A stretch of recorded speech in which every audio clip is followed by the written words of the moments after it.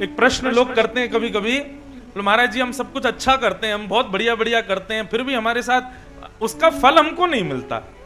जैसे कि लोग कहते हैं हम खूब हनुमान चालीसा का पाठ करते हैं, नवरात्रि के समय पर खूब अनुष्ठान कराते हैं, खूब हवन करते हैं, खूब तीर्थ यात्रा करते हैं, लेकिन हमको जैसा फल मिलना चाहिए वैसा फल मिलता नहीं है। ऐसा क्यों? दो कारण, बहुत ध्यान से सुनिएगा। पहला कारण, गलती आपसे यह हो रही है कि आप किसी कारण से अनुष्ठान कर रहे हो। पहली गलती तो यही है कि आप किसी कारण से हनुमान चालीसा कर रहे हो। हनुमान चालीसा किसी कारण से नहीं करनी है। बेटा रायपुर में पढ़ता है तो मां ऐसा थोड़ी है कि कारण से ही फोन करेगी कि मां से ये लिया ना, या मेरे को इतने पैसे भिजवा दो, या ये आदि आदि। नहीं, मां निकारण फोन करती है, अकारण फोन करती है। क्यों? क्योंकि उसका प्रेम है अपने पुत्र से। ऐसे यज्ञ करना, अनुष्ठान करना, हनुमान चालीसा आदि स्तोत्रों का, आदियों का पाठ करना, ये किसी कारण से नहीं, केवल हनुमान जी को याद करने के लिए भी कभी किया करो। केवल जगदम्बे मैया को स्मरण करने के लिए ही नवरात्रि आदि के अनुष्ठान करवाया करो। कारण से की गई भक्ति श्रेष्ठ भक्ति नहीं मानी जाती है। तो पहली गलती तो यह हो जाती है मानव से कि वो श्रेष्ठ अनुष्ठान करता है, उसके बदले में उसको कुछ नहीं मिलता। क्यों? क्योंकि वो कारण से अनुष्ठान कर रहा है। विचार करो, कोई व्यक्ति रोज मेरे घर पे आवे, पहले दिन आप मिले, भैया कैसे आना हुआ? बोले बस आपसे बहुत प्रेम है हमारा इसलिए मिलने आ गए। हमने कहा बहुत बढ़िया भैया।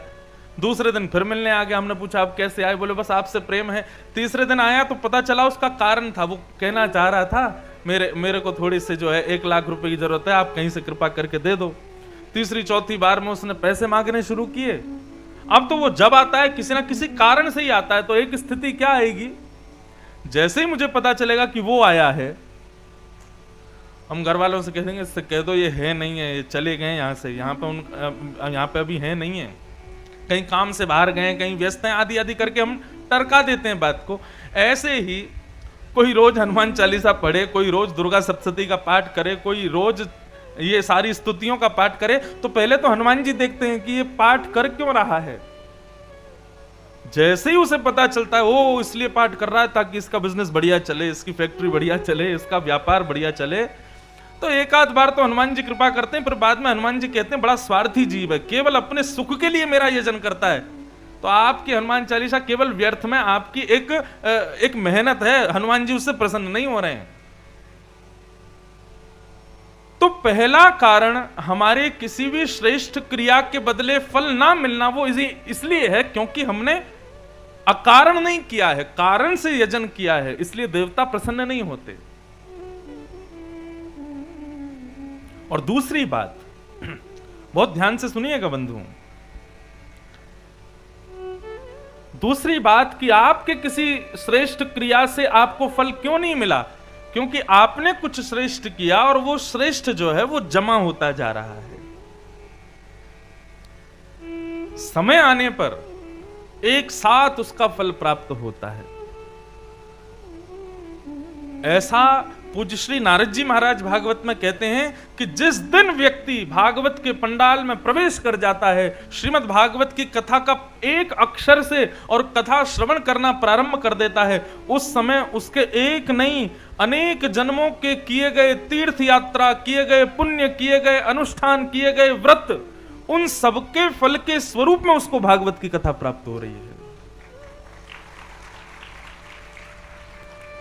बात समझ में आए तो ही ताली बजाइएगा। कई लोग इसलिए ताली बजा देते हैं क्योंकि अगल बगल वाले भी बजा रहे हैं। ऐसा नहीं करना। समझ में आई बात?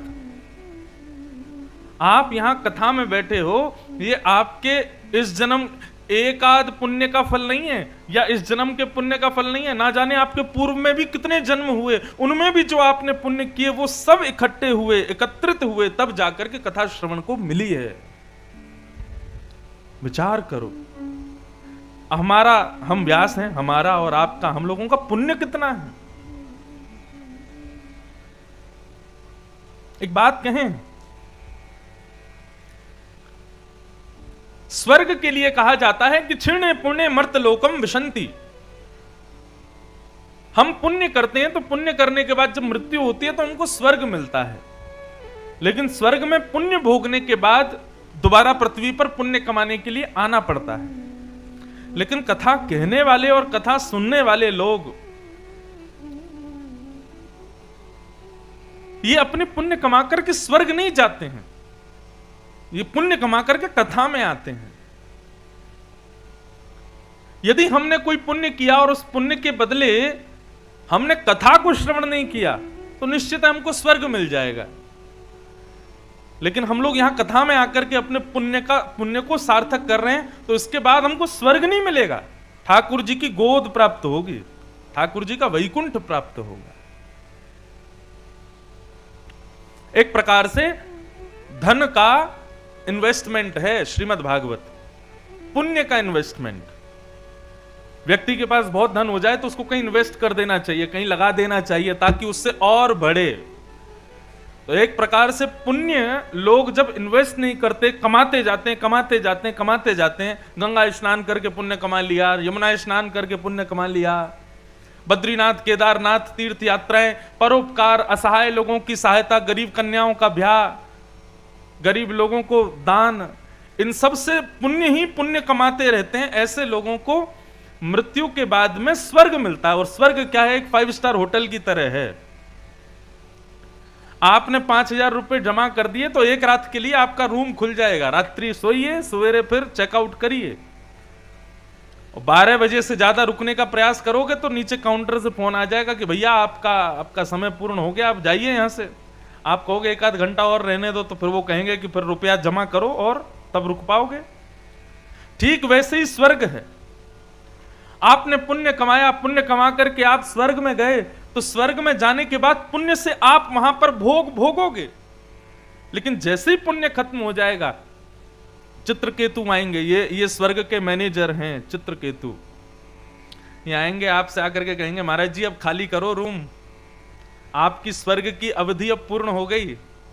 आप कहोगे हमको 1 आध 2 दिन और रहने दो। बोले 1 आध 2 दिन और रहना है तो जाओ, फिर से किसी मां के गर्भ से जन्म लो, फिर से पुण्य करो, फिर से ऋषिकेश जाओ, हरिद्वार जाओ, तीर्थ यात्राएं करो, परोपकार करो, खूब सारा पुण्य कमा करके लाओ, तब दोबारा से स्वर्ग मिलेगा।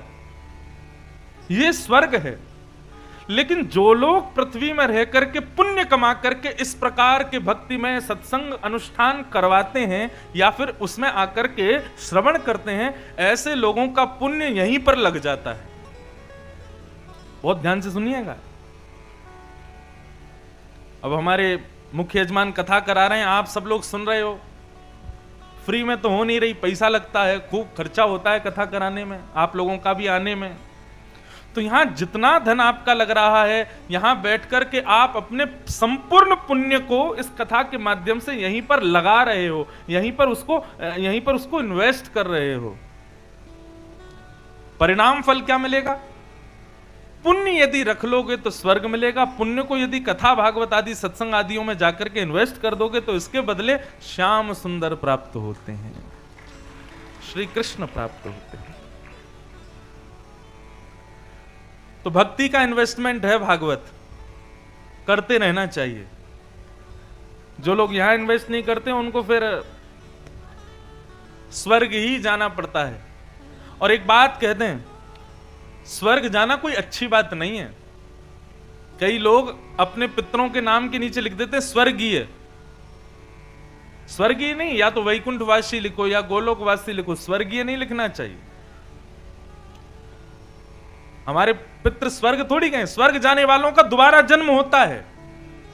स्वर्ग तो एक होटल की भांति है, लेकिन वैकुंठ और गोलोक जाने वालों का कभी जन्म नहीं होता, तो सदा ठाकुर जी के पास ही रहते हैं।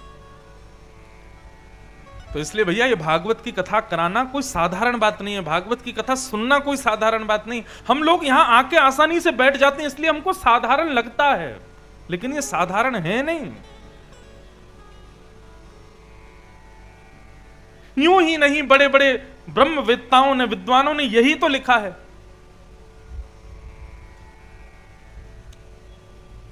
संत समागम हरि कथा तुलसी दुर्लभ दोए।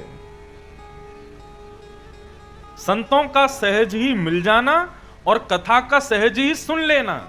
तुलसीदास जी कहते हैं दुनिया में सबसे दुर्लभ ये दो काम हैं, ये तो भगवत कृपा होती तभी प्राप्त होते हैं।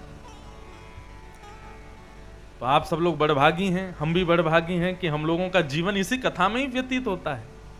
हमारा जीवन साफल्य है इस भाव से। तो कल हम आप सब लोगों ने सुना कि भागवत का महात्म्य, श्रीमद् भागवत की कथा कराने से भक्ति के दोनों पुत्र ज्ञान और वैराग्य युवान हो गए। बंधुओं देखो, ये ज्ञान और वैराग्य हमारे भीतर भी है, लेकिन हमारे भीतर ज्ञान रावण की भांति है। ज्ञान तो है लेकिन विवेक नहीं है। कल मैंने इसका उदाहरण दिया था, हनुमान चालीसा आती सबको लेकिन अर्थ कोई नहीं जानता। शंकर जी पे जल सब चढ़ाते हैं, लेकिन जल चढ़ाने का दायित्व क्या है, जल चढ़ाने का प्रतिफल क्या है, ये कोई नहीं जानता। हनुमान जी पे चोला सब चढ़ाते हैं, लेकिन हनुमान जी पे चोला चढ़ाने का प्रतिफल क्या है, ये कोई नहीं जानता। तो भक्ति तो है हमारे भीतर, ज्ञान भी है हमारे भीतर, लेकिन विवेक नहीं है। और वैराग्य भी है हमारे भीतर, लेकिन वैराग्य कैसा? मरकट वैराग्य। बहुत ध्यान से सुनिए सब लोग। इसलिए भैया ये भागवत की कथा श्रवण करके यदि जीवन में हमारे में कुछ परिवर्तन नहीं आया ना, तो ये श्रम मत कीजिए, ये ज्यादा मेहनत मत कीजिए, इतना बड़ा पंडाल, इतना बड़ा सब कुछ व्यवस्था करा के। कथा तब मानो जब कथा श्रवण से आपके जीवन में परिवर्तन आने लग जाएगा। और हम एक आप सब लोगों को प्रैक्टिकल दे रहे हैं, हम हर कथा में ही देते हैं लेकिन करते बहुत कम लोग हैं। आज आप लोग भी प्रयास करना, यदि कर सको तो। आज शाम को कथा के बाद में अपने अवगुणों की लिस्ट बनाइएगा। व्यक्ति अपने गुणों की लिस्ट बनाता है, मैंने क्या हासिल किया, मैंने क्या अचीव किया, मुझे कौन सा पुरस्कार मिला, मैंने कितनी उपाधियां प्राप्त की, मैंने कितना धन कमाया, कितनी प्रॉपर्टी कमाई, कितना अपनी बेटी के ब्याह में कितना दहेज दिया, इन्हीं सब चीजों में ही लगा रहता है। तुमने गलत कितना कितना किया, ये कभी हम लोग नहीं लिखते। एक बात कहें, आदमी यदि अपने दुर्गुणों पर खुद प्रकाश डाले तो धीरे धीरे उसके दुर्गुण शांत हो जाएंगे। हमारे दुर्गुण बने क्यों रहते हैं? अब जैसे कि शरीर में कहीं फोड़ा हो जाए, अब उसको छुपा करके रखोगे तो कभी ठीक नहीं होगा। उसको उघार के रखो, उसको दिखाते रहो तो दो चार लोग तुमको बढ़िया बढ़िया उपाय बता देंगे कि इसमें ये लगाओ, इसमें ऐसा करो, ये करो, अपने आप धीरे धीरे ठीक हो जाएगा। इसी प्रकार हमने क्या किया, हमारी जितनी कमियां हैं, हम में जितने दुर्गुण हैं, हम उनको छुपा करके रखते हैं, इसीलिए वो दुर्गुण सदा के लिए जीवित रहते हैं। अपने दुर्गुणों को, अवगुणों को प्रकट करो। ऐसा नहीं कि सबको जाकर के को हाय हाय मैं तो कामी हूं, मैं तो क्रोधी हूं, मैं तो लोभी हूं, मैं तो मोही हूं, ऐसा नहीं।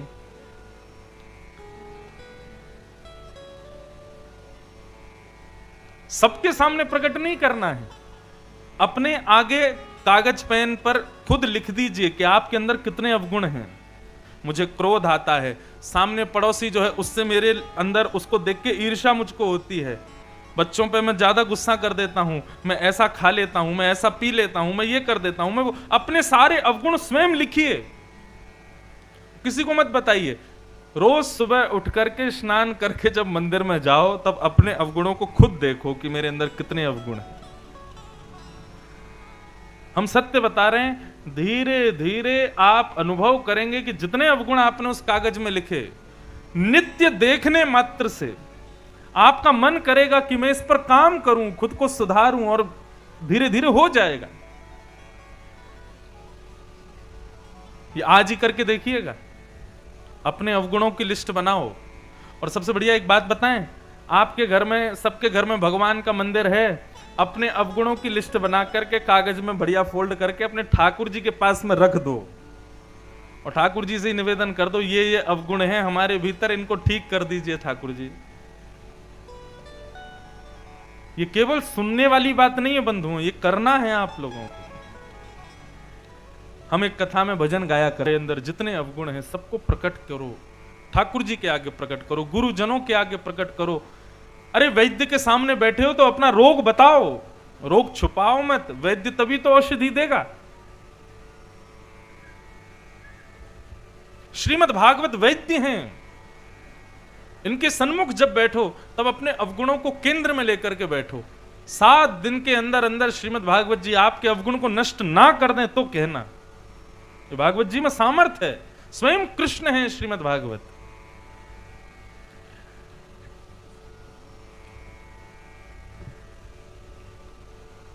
तो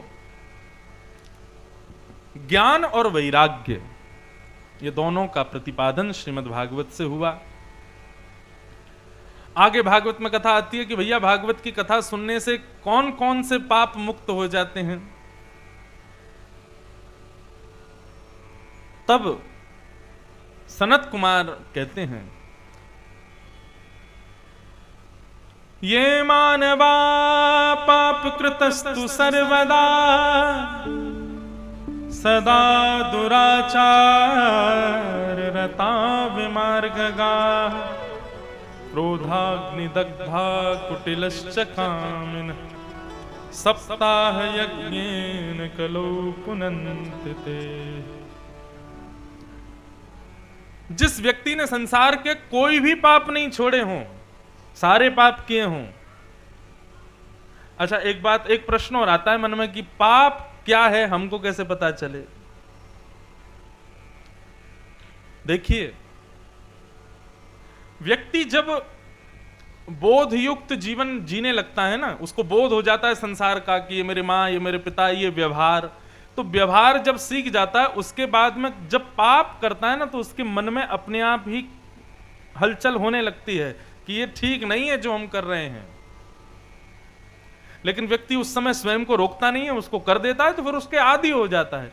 बाकी पाप क्या है, शास्त्र जिस कार्य को करने के लिए मना करें, गुरुजन माता पिता जिस कार्य को करने के लिए मना करें, वो सब पाप की श्रेणी में आते हैं, उनको नहीं करना चाहिए। लेकिन अब क्या करें, पाप तो बन गया हमसे, पाप तो हो गया हमसे, अब क्या करें। बोले सप्ताह यज्ञेन कलौ पुनन्ति ते, साप्ताहिक कथा सुनो और अपने पाप को शुद्ध करने के भाव से कथा को सुनो। बंधुओं, एक बात मैं कथा में कहा करता हूं, बहुत ध्यान से सुनिएगा। भागवत की कथा सुनने से, गंगा स्नान करने से यदि पाप मुक्त हो जाता ना व्यक्ति, तो सबसे ज्यादा चोरों की संख्या, पापियों की संख्या हरिद्वार में होती। सब पाप करते और सुबह गंगा जी में कूद जाते, रात भर पाप करते, दिन भर पाप करते, फिर गंगा स्नान कर लेते। क्यों? गंगा जी पाप मुक्त करती हैं।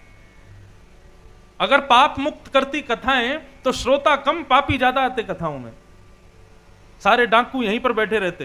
क्यों? बोले हमने डकैती डाली थी, सुना कि कथा हो रही है तो आगे सुनने के लिए। क्यों? इससे सुनते हैं कि पूर्वकृत पाप मुक्त हो जाते हैं। ऐसा नहीं होता है।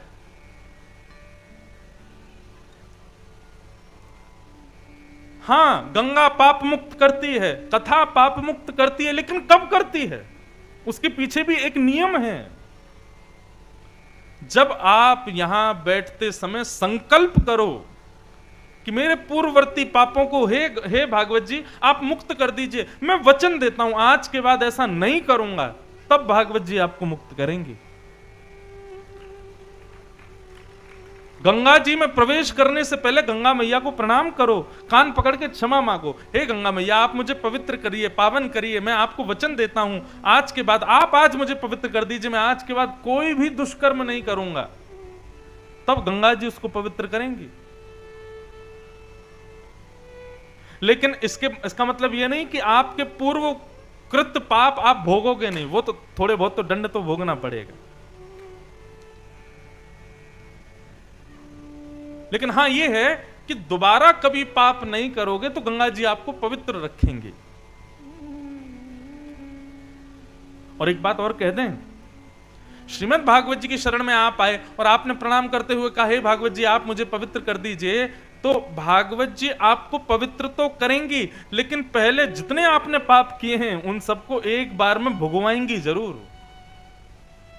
सजा तो भोगनी पड़ेगी थोड़ी सी, और जैसे ही आप उस दंड को भोग लोगे उसके बाद में भागवत जी आपको निवृत्त कर देंगी, पाप मुक्त कर देंगे। फिर जीवन में कभी पाप नहीं करोगे तो सदैव पवित्र ही बने रहोगे। लेकिन हाँ, ये भी याद रखना, गंगा में स्नान करते समय तो आपने प्रणाम करके कहा था कि आप मुझे पाप मुक्त कर दीजिए, मैं दोबारा कभी नहीं करूंगा। लेकिन यदि गंगा जी में स्नान करने के बाद पुनः पाप किया तो क्या गति होगी? आपका पाप गुणा 1000 हो जाएगा। कथा सुनने के बाद भी, गंगा स्नान करने के बाद भी, तीर्थ यात्राएं करने के बाद भी यदि पाप निवृत्त नहीं हुए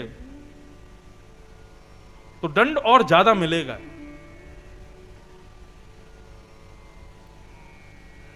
इसलिए या तो कथाएं सुनो मत, या तो गंगा स्नान करो मत। लेकिन यदि यहां आए हैं, गंगा स्नान कर रहे हैं, तो फिर याद रहे हमें यहां परिवर्तित होना ही है।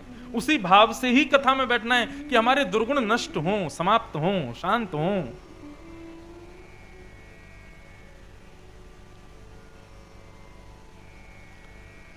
सनत कुमार बोले, कोई भी पाप हो, यदि कथा श्रवण करते समय व्यक्ति मन में धारणा कर ले कि मुझे पवित्र होना है, तो भागवत जी 7 दिन में उसको पवित्र कर देती हैं। नारद जी महाराज बोले, प्रभु आपने कहा किसी भी प्रकार का पाप करने वाला व्यक्ति पवित्र हो जाता। बोले हाँ। तब नारद जी बोले, क्या माता पिता से द्वेष करने वाला, माता पिता को गलत बोलने वाला, माता पिता पर प्रहार करने वाला बालक भी, इतने दुष्ट बुद्धि वाला बालक यदि कथा सुने तो क्या वो पवित्र हो जाता है? तब सनत कुमार कहते हैं, सत्येन हीना पितृमातृ दूषका, सत्य विहीन व्यक्ति, माता पिता से द्वेष करने वाला व्यक्ति, बालक भी यदि कथा सुन ले तो कथा उसको पवित्र कर देती है। तब नारद जी बोले, मुझे आपकी ये बात समझ में नहीं आ रही। माता पिता से द्वेष करने वाला व्यक्ति वो तो महापापी है, उसको भगवान कभी पवित्र कर ही नहीं सकते, ये कैसे संभव हो सकता है? तब यहां पर कथा सुनाई गई धुंधुकारी की। एक आत्मदेव नाम के ब्राह्मण थे, उनके कोई संतान नहीं थी, लेकिन एक दिन संतान ना होने की वजह से अपने प्राणों को त्यागने के लिए वन में गए। तभी एक महात्मा ने रोक लिया। तब महात्मा के चरणों में गिर करके उन्होंने कहा कि मुझे संतान चाहिए। एक बात कहें बंधु, प्रकृति जो आपको दे दे उसको स्वीकार करो। यदि प्रकृति से कोई वस्तु जबरदस्ती छीनोगे, वो वस्तु आपको कभी सुख नहीं दे पाएगी।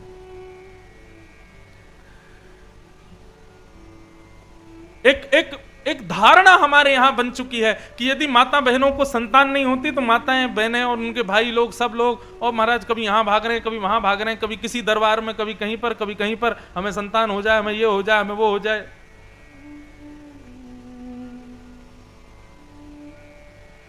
इस बात को निश्चित मानिए, प्रकृति जो दे स्वीकार करो। प्रकृति यदि किसी चीज से आपको वंचित करती है तो इसका मतलब आपकी भलाई है उसमें, इसीलिए प्रकृति आपको नहीं दे रही है। उसको छीनिए मत।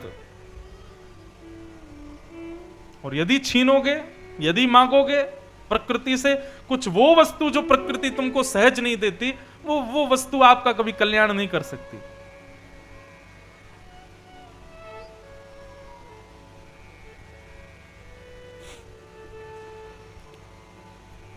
आत्मदेव ने चरणों में प्रणाम करके कहा कि हे महात्मा, मुझे पुत्र प्रदान कीजिए। महात्मा बोले, तुमको इस जन्म क्या 7 जन्म तक कोई बालक नहीं होगा। आत्मदेव जी तो चरणों में गिर गए, बोले मैं यही प्राण त्याग दूंगा, आप संत हैं, मुझे पुत्र दीजिए। ब्रह्म हत्या देखने का पाप लगेगा आपको। महात्मा ने सोचा कि भैया ये ब्राह्मण मर जाएगा बेचारा, तो एक फल निकाल करके और कहा कि मैंने जीवन भर जितनी तपस्या की उन सब के फलस्वरूप इस ब्राह्मण को एक पुत्र की प्राप्ति हो। सब लोग बहुत सावधानी से सुनो।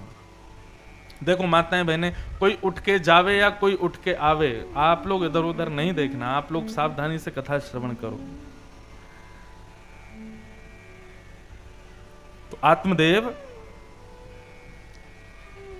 फल लेकर के जाने लगे तो संत ने कहा कि आत्मदेव, इस फल को ले जाकर के अपनी पत्नी को खिला देना, और 1 वर्ष के कुछ नियम हैं, उन नियमों का पालन करवाना, तुम्हारे घर में एक सुंदर पुत्र होगा। आत्मदेव की पत्नी धुंधुली ने मन में विचार किया, पता नहीं कहां से फल लिए आए हैं, इसको खाने से कोई बालक होता है, और यदि बालक हो भी गया तो मुझे तो नहीं चाहिए। बालक हो जाएगा तो जहां चाहूंगी जाना पाऊंगी, जो चाहूंगी खाना पाऊंगी, जैसे चाहूंगी रहना पाऊंगी। और ये अब इतनी उम्र हो गई, अब बालक की क्या इच्छा। तभी धुंधुली ने फल गाय को खिला दिया और स्वयं मायके चली गई। मायके में जाकर के अपनी एक सहेली को खूब सारा धन दे दिया और कहा कि तुम गर्भवती हो, मैं 9 महीने यहीं मायके रहूंगी, आत्मदेव जी को ऐसा बता दूंगी कि 9 महीने में मुझे संतान हुई है, तुम अपनी संतान मुझको दे देना। और इस प्रकार अपनी सहेली की संतान को लेकर के 9 महीने बाद आत्मदेव के पास जाकर के कहती है धुंधुली कि ये मेरा पुत्र हुआ है। आत्मदेव तो नाचने लगे, आनंदित हो गए, जय हो भगवान की बड़ी कृपा, संत की कृपा से मेरे घर संतान हुई है। देवी इसका नाम नारायण रखेंगे। धुंधुली बोली नहीं, मेरा नाम धुंधुली, मेरे बेटे का नाम धुंधुकारी। आत्मदेव बोले अब तुमको जो रुचि लगे वो नाम रखो, मैं तो बड़ा प्रसन्न हूं कि मेरे घर संतान हुई है। तभी कुछ सेवक जन आए और कहे, बोले महाराज बधाई हो, आपको एक नहीं 2 संतान हुई है। एक संतान तो धुंधुली मैया के गर्भ से हुई है, दूसरी संतान आपकी गौशाला में गाय ने भी एक मानवों जैसे पुत्र को जन्म दिया है। जाकर के आत्मदेव जी ने उसको गोद में उठाया और उसका नामकरण किया गया गोकर्ण। कथा सबको पता है, मैं केवल थोड़ी थोड़ी कहकर के सीधा प्रथम स्कंद में चलूंगा। धीरे धीरे दोनों बड़े हुए। बंधुओं, इस कथा से हमने क्या सीखा? बच्चों के नाम बड़े सोच समझ के रखा करो। बच्चों के नाम होते हैं जगदीश, बच्चों के नाम होते हैं माधव, बच्चों के नाम होते हैं केशव, लेकिन लोग क्या करते हैं, घरों में उनके उटपटांग नाम रख देते हैं, उल्टे सीधे नाम रख देते हैं घर में बुलाने के लिए। ऐसा नहीं, जो नाम उसका रखा गया उसी नाम से ही उसको पुकारो।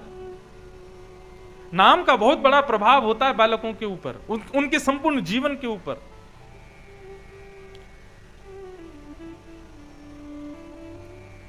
धुंधुकारी दुष्ट हुआ, गोकर्ण जी पंडित ज्ञानी बने।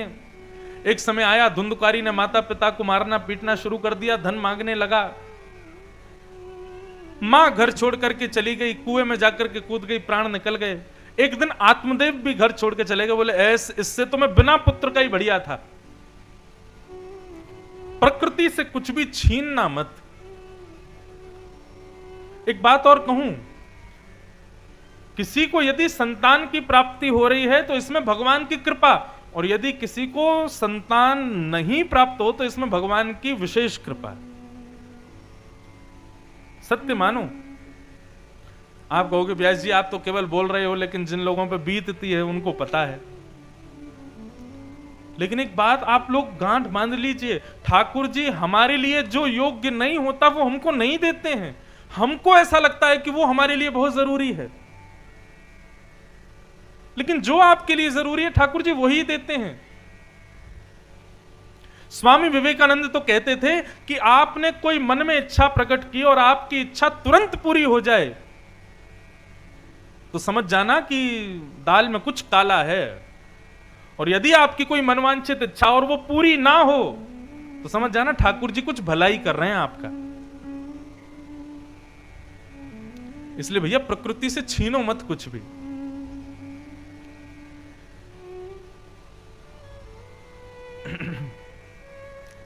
धुंधुकारी के दुष्टता के कारण आज आत्मदेव भी घर छोड़ करके चले गए। बड़े दुखी आत्मदेव बैठे थे, तभी छोटे पुत्र गोकर्ण आए और आकर के बोले पिताजी आप क्यों दुखी हो? तब कहा कि देखो तुम्हारे बड़े भाई ने घर को ही नरक बना दिया है, तुम्हारी मां ने अपने प्राण त्याग दिए, अब मेरी भी वही स्थिति हो गई है। अरे जब ये नहीं था हमने दर दर जाकर के इसको मांगा, और आज जब ये हो गया है तो हम इसके साथ रहना नहीं चाहते। इससे बढ़िया तुम बिना पुत्र के थे। तब गोकर्ण जी महाराज ने आत्मदेव को सुंदर ज्ञान प्रदान किया। इसको श्रीमद् भागवत की 2 श्लोकीय भागवत कहते हैं। बहुत अद्भुत बात है श्री गोकर्ण जी महाराज की। क्या कह रहे हैं श्री गोकर्ण जी महाराज, बहुत ध्यान से सुनिएगा। पिताजी देह स्थिमां सरुधिरेभिमतिं त्यजत्वं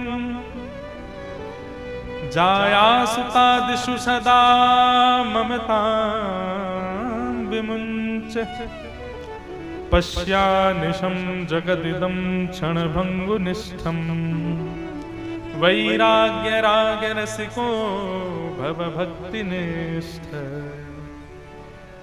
धर्म भजस्व सततं त्यज लोक धर्मान सेवस्य साधु पुरुषां जहि काम तृष्णा अन्यस्य दोष गुण चिंतनमाशु मुक्त्वा सेवा कथा रसमहो नितरां पिबध्वम्। बहुत ध्यान से सुनिएगा। श्री गोकर्ण जी महाराज कहते हैं, पिताजी आप दुखी क्यों हो? बोले मैं अपने पुत्र की वजह से दुखी हूं। तब गोकर्ण जी कहते हैं, नहीं पिताजी, दुख का कारण पुत्र नहीं है, दुख का कारण पत्नी नहीं है, दुख का कारण संसार का कोई जीव नहीं है। आत्मदेव जी बोले तो फिर दुख का कारण क्या है? बोले हमारे भीतर ही बैठे हुए दो वस्तु दुख का कारण हैं, पहली अहमता और दूसरी ममता। पिताजी ये बहुत गूढ़ ज्ञान है श्रीमद् भागवत का, ध्यान से सुनिएगा। यदि कोई व्यक्ति इन 2 श्लोकों को ध्यान से सुन ले तो शायद जीवन में कभी दुखी नहीं होगा। गोकर्ण जी कहते हैं, पिताजी दुख का कारण संसार में कोई नहीं है, दुख का कारण हमारे ही भीतर बैठी 2 स्थितियां हैं, अहमता और ममता। अब अहमता किसे कहते हैं? इस शरीर पर ही जो हम अभिमान करते हैं, अपनी सुंदरता का, अपनी बुद्धिमत्ता का, अपने धन का, अपनी प्रबलताओं का, ये जो हम मद करते हैं ना, यही अहंकार पहला दुख का कारण है। और दूसरा दुख का कारण, पिताजी मेरी पत्नी, मेरा बेटा, मेरी मकान, मेरी दुकान, मेरा गाड़ी, मेरी फैक्ट्री, मेरा ये, मेरा वो, ये दूसरा दुख का कारण है। पहला दुख का कारण अहमता और दूसरा दुख का कारण ममता। अहमता अपने में होती है और ममता अपनों में होती है, ये दोनों ही दुख के कारण हैं।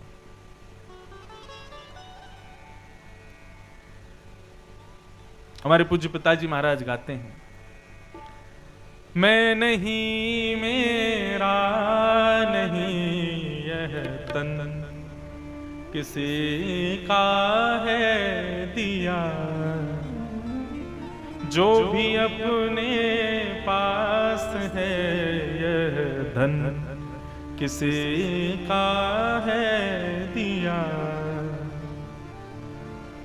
कोई व्यक्ति यदि अपने शरीर पर अहंकार करता है तो हम आपसे कहते हैं अभी इसी वक्त अपने शरीर को बोलिए, तू पतला हो जा, तू सुंदर हो जा, अब कभी बुढ़ा मत होना, तेरे ऊपर कभी झुर्रियां नहीं पड़नी चाहिए। क्या शरीर आपकी बात मानेगा? नहीं मानेगा। जो शरीर आपके वश में ही नहीं है, आप उस पर अहंकार कैसे कर सकते हो? दुनिया का एक बहुत बड़ा नृत्य करता, डांसर था, उसका नाम था माइकल जैक्सन। जितने में व्यक्ति अपना घर बना ले, संपूर्ण जीवन जी ले, अपने परिवार को खिला ले, पिला ले, सब अपने रिश्ते नातेदारों को भी पैसा बांट दे, इतना पैसा उसने केवल उस पर खर्च किया कि मैं जीवित रहूं, मैं युवान दिखूं। लेकिन क्या स्थिति हुई? शायद 50 के आसपास की उम्र में उसकी मृत्यु हो गई थी, नहीं रह पाया जीवित। अहंकार उस पर करो जो तुम्हारे वश में है। ये शरीर भी हमारे वश में नहीं, तो फिर इसका अहंकार क्यों?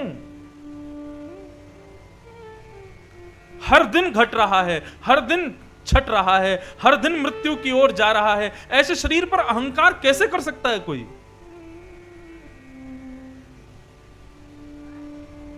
तो सबसे पहले तो पिताजी अपने अंदर से अपने ऊपर जो अहंकार है उसको निकालिए, और फिर उसके बाद जाया शुता दिशु सदा ममताम विमुंच, ये पत्नी, मेरा बेटा, मेरी मकान, मेरी दुकान, मेरा मेरा मेरा मेरा मेरा मेरा, ये जो आपके अंदर जो ममता है इसको त्यागी। क्यों? दुख वही देगा जिसको आपने अपना माना। एक उदाहरण के रूप में सुनिएगा। अभी बाहर कोई बालक यदि बीड़ी पी रहा हो और वो आपका ही भतीजा हो, आपका ही बेटा हो या आपका ही भांजा हो, तो आप क्या करोगे? कान पकड़ोगे, सीधा पकड़ करके घर में ले जाओगे, रस्सी से बांध दोगे, खूब डांटोगे, खूब मारोगे। क्यों? क्योंकि आपका है। लेकिन वही बाहर कोई बालक बीड़ी पी रहा हो जिसको आप जानते भी नहीं हो, तो आप क्या करोगे? नजरअंदाज कर दोगे, अपनी गाड़ी चलाते हुए निकल जाओगे। हमको क्या मतलब, तुम कुछ भी करो, खाओ पियो मर जाओ, कुछ भी करो, हमको क्या। क्रोध ने जन्म कब लिया? जब अपना दिखाई दिया। और जब कोई गैर है तो हम पर कोई फर्क भी नहीं पड़ा। इसका मतलब क्या है? दुख का कारण सिगरेट नहीं थी, दुख का कारण बीड़ी नहीं थी, दुख का कारण अपना था कि हमारा क्यों पी रहा है। इसका मतलब ये ममत्व ही कष्ट को जन्म देता है। बाकी संसार में तो पाप बहुत सारे हैं, दुनिया करती है, लेकिन हमको पीड़ा उसी के प्रति सुनकर के होती है जब कोई हमारा कर रहा हो, जब कोई हमारा उस योग्य उस व्यवस्था में, उस अवस्था में हो, तो हमको पीड़ा होती है। इसलिए श्रीमद् भागवत में कहते हैं, जाया सुतादिषु सदा ममतां विमुञ्च। पिताजी, इन दो चीजों का जिस व्यक्ति ने त्याग कर दिया ना, वो जीवन में कभी दुखी नहीं हो सकता।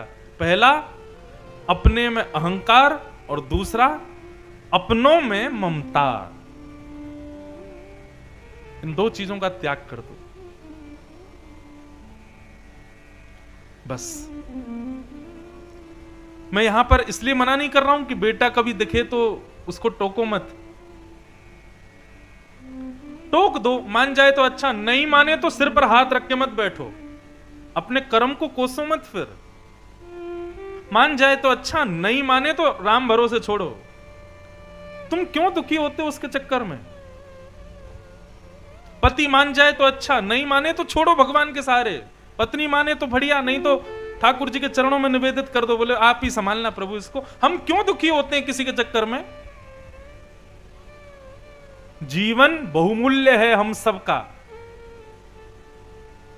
किसी एक की वजह से अपने जीवन को दुख में मत मनाइए। और वो एक भी कोई यदि अपना ही है तो दुख का कारण इसीलिए क्योंकि अपना है। पराया होता तो हमको दुख नहीं होता। इसलिए श्रीमद् भागवत में यहां पर श्री गोकर्ण जी महाराज कहते हैं, कोई अपना है ही नहीं, सबको पराया ही मान के चलो। जाया सुतादिषु सदा ममतां विमुञ्च। अब ये विषय तो ऐसा है, यदि मैं इस पर ज्यादा देर बोलने लगा तो हो सकता है आप लोग अपने अपने घरों से बोरिया बिस्तर बांध करके सीधे वृंदावन चले जाओगे। सब तज हरि भज, सबको छोड़ छाड़ दोगे। लेकिन एक बात याद रखिए, प्रेम सबसे करो, ममता किसी से मत करो। प्रेम सबसे करो, और यदि ममता नहीं छूट रही है तो ममता करनी ही है तो ठाकुर जी से करो बस। और किसी से ममता मत करो संसार में। पिताजी, जिस दिन व्यक्ति अहम शून्य और ममत्व शून्य हो गया जीवन में, उसी दिन उसके सुख आ जाएगा, उसको कभी दुखी नहीं होना पड़ेगा।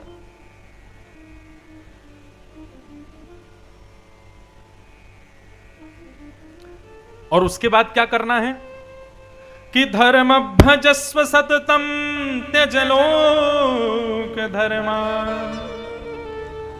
सेवस्य साधु पुरुषाम जहि काम तृष्णा अन्यस्य दोष गुण चिंतनमाशु मुक्त्वा सेवा कथा रसमहो नितराम पिबत्वम्। धर्म को भजो,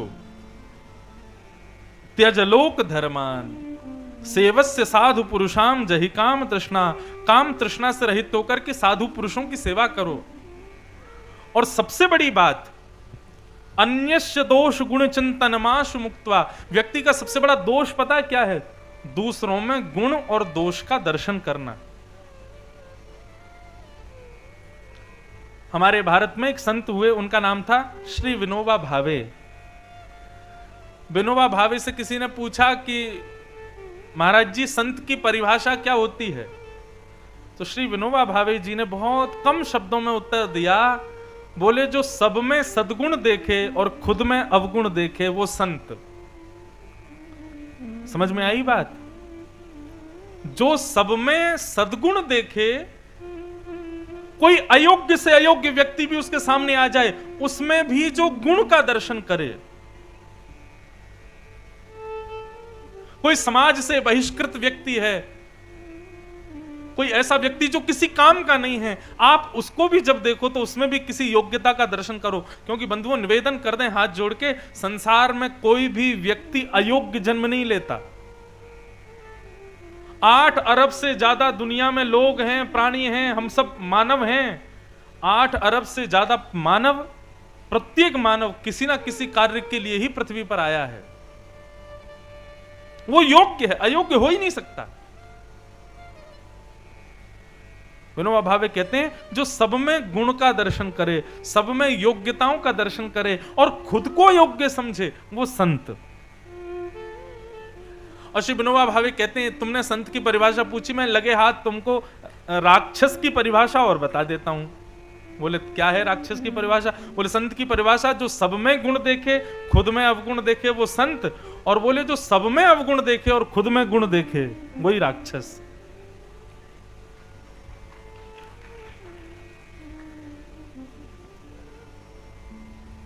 समझ में आई बात? रावण को राम जी में भी अयोग्यताएं दिखती हैं, कंस को श्री कृष्ण में भी अयोग्यताएं दिखती हैं, और खुद खूब योग्यवान समझता अपने आप को। इसलिए भैया सब में गुण देखो। कोई व्यक्ति आपकी यदि सामने वाले की बुराई कर दे कि ये तो ऐसा है, ये ऐसा है, ये ऐसा है, उसकी सुनी हुई बातों पर आप उसका दर्शन मत करो। वो आपके सामने जब आए तब आप खुद परखो कि वो कैसा है। ठीक है, इसके अंदर कमियां कितनी भी हों, लेकिन मुझे यह देखना है इसके अंदर गुण क्या है। घर के अंदर आने के 2 द्वार होते हैं, एक तो मुख्य दरवाजा होता है और एक खिड़की होती है। दरवाजे से आने वाला मेहमान कहलाता है और खिड़की से आने वाला कौन कहलाता है? चोर कहलाता है।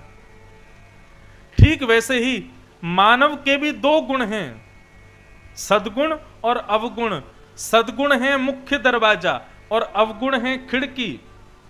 सद्गुण देख करके उसको स्वीकार करोगे तो आप मेहमान हो, लेकिन अवगुण देख करके उसका तिरस्कार करोगे तो आप ही चोर हो।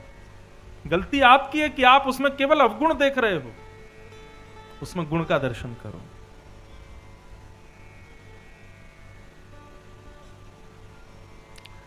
पिताजी, संसार में कोई व्यक्ति किसी को दुखी नहीं करता।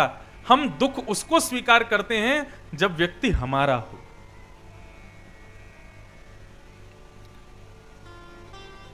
इसलिए संसार में किसी को अपना मत मानो, सब हैं अपने, लेकिन एक नाटक जैसा करो अपना मानने का, लेकिन वास्तविकता में जियो कि संसार में कोई अपना नहीं, केवल ठाकुर जी हमारे हैं।